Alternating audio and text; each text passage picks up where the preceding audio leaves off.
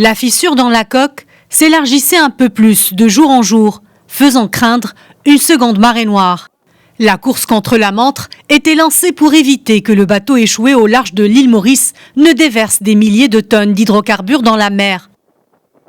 Finalement, le Premier ministre mauricien a annoncé la fin du pompage. Il assure que sur les quelques 4000 tonnes d'hydrocarbures transportées par le navire, il n'en restait qu'une centaine à bord dans la cale. Les opérations de pompage rendues difficiles par les conditions météorologiques ont mobilisé des équipes de secours. Elles ont également suscité un élan de mobilisation de la part de milliers d'habitants. Le navire est sur le point de se briser. C'est notre plus grande crainte aujourd'hui. Les fissures se sont creusées et nous nous activons pour limiter la propagation de la nappe d'huile. Depuis plusieurs jours, des milliers de Mauriciens sont à pied d'œuvre pour enlever les hydrocarbures et tenter de contenir la pollution.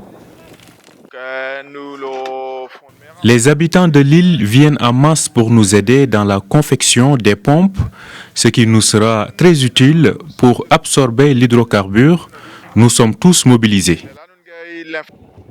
Le bateau appartenant à un armateur japonais transportait près de 4000 tonnes de fioul et 200 tonnes de diesel.